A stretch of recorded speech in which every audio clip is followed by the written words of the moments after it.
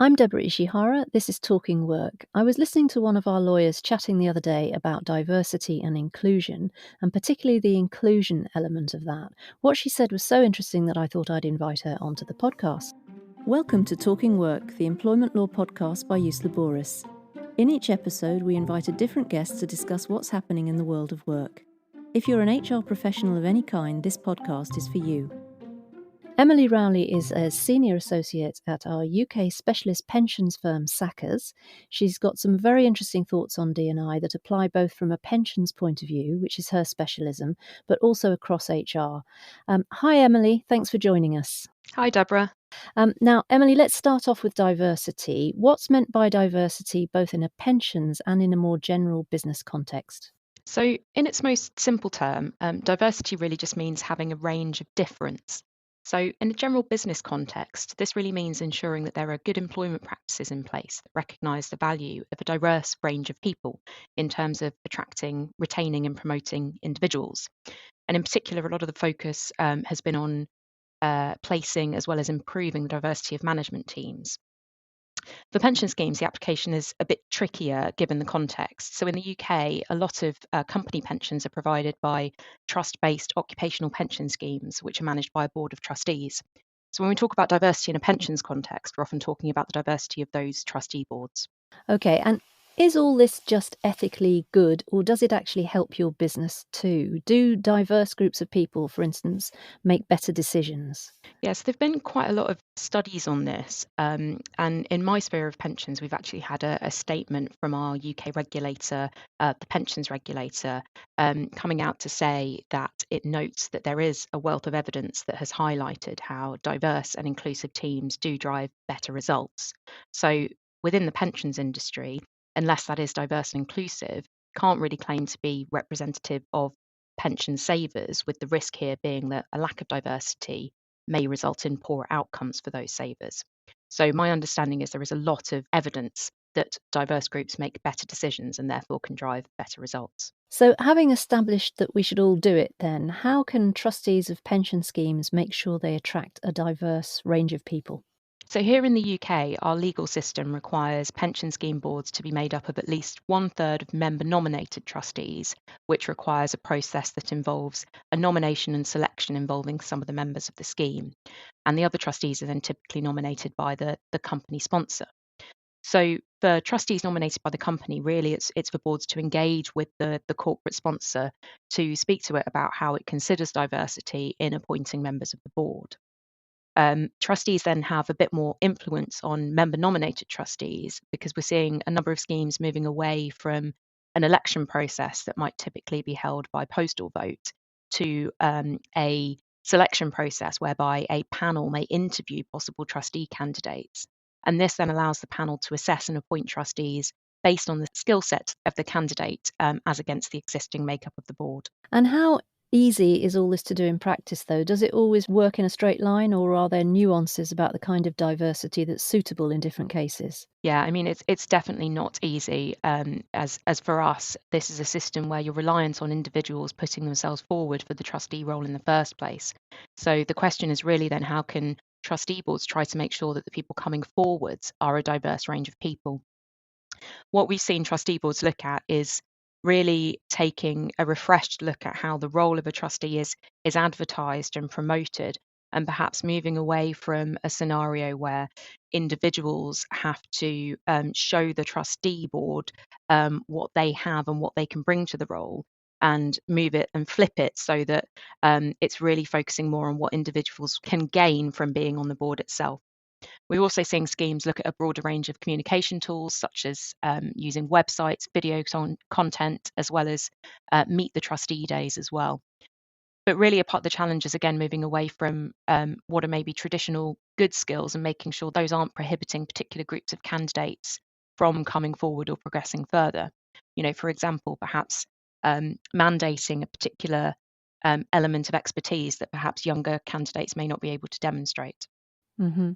So, how do people get around that problem? So we're seeing some boards set up engagement forums or shadow boards where candidates can work closely with the existing trustee boards for a period to learn more about the scheme and how it runs. And then when they come to apply to be a trustee, they have that knowledge that they can demonstrate.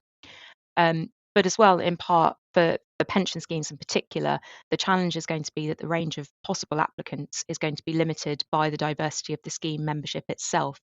And in pensions context, there may be other characteristics that are also going to be relevant and helpful to have a diverse board. For example, job role or geographical location could be quite key to pension benefits, as well as some of the sort of traditional equality characteristics. Let's move on to inclusivity. This is the thing people are supposed to focus on once they've gathered a diverse group of people together, but it's often forgotten. What's meant, first of all, by inclusivity, Emily? So, Deborah, when we talk about inclusivity, we're talking really about creating an environment where there is equality in contribution and not having any practices, whether explicit or implicit, that could exclude or devalue an individual or group of individuals. The key point being here, really, that there is very little benefit from having a diverse group that's making decisions if people feel as though they can't contribute or if their contribution isn't valued. It's really about coming up with practices that facilitate an environment where people feel comfortable expressing different opinions, challenging each other, and debating issues in a positive, productive, and supportive environment. Mm.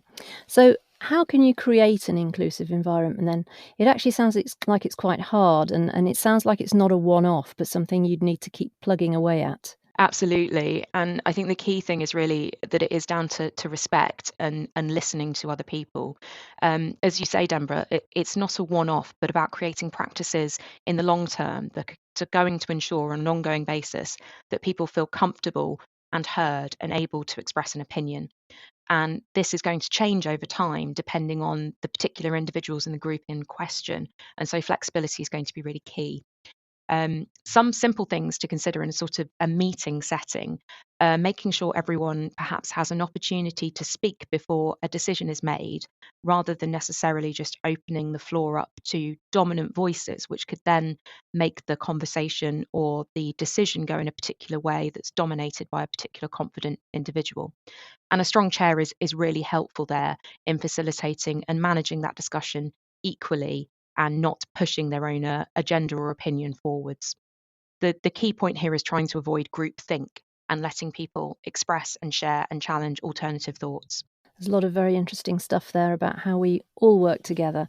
I know that a lot of our clients are wanting to improve their inclusivity, but sometimes they struggle to know how to do it.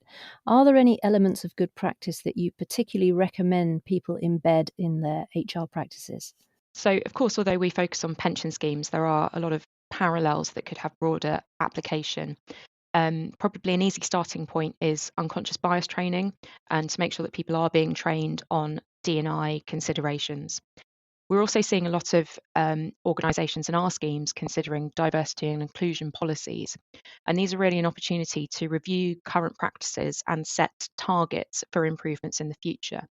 Not in terms of quotas as such, which we don't really have here in the UK in a pensions context, but just in terms of sort of general activities and improvements in a D&I sphere. Personally, I also really see the value in having a look at and making sure there are very positive feedback channels, as I've spoken about before, to make sure that there is that inclusive environment. And that can be really helpful to make sure you are really focusing on getting that range of thought and opinion in a business setting generally. Mm.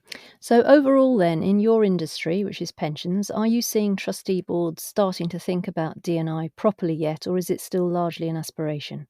So we're starting to see schemes consider it more and more, and I think it's fair to say that that's sort of continually increasing. But here, it's not something at the moment in the UK that is a requirement on pension schemes. And so, although our regulator has made statements and it's set up a working group that's looking at providing some further commentary and tips, we're still very much at the early stages of any sort of um, legal requirements as such. So, but I would say that the schemes that have considered D&I have really seen quite positive changes and real change when they have actually taken a look at this and started to address practices. So I would say that it's certainly not aspirational if schemes do take the time to actually consider this. Well, thank you for those fascinating insights, Emily. Very much appreciated. We recently did a survey on D&I and the extent to which it's lawful in different countries to monitor for D&I. Not all countries allow monitoring, which can complicate matters for employees trying to improve on these metrics. There's a link to that survey in the show notes. You can also find Emily's contact details in the notes, and mine are there as well. And if you want to find out more about how Euseborus can help you in your HR practice, you're very welcome to contact me. Do browse around our website, by the way. There's loads of information there on all sorts of employment-related topics at euseborus.com. I'm Deborah Ishihara. See you again next time. That's it for this episode of Talking Work, but we'll be back very soon with more insights from our guests from around the world. If you've enjoyed this episode, don't forget to subscribe to the podcast. You can also visit euseborus.com to access all our content, resources and tools.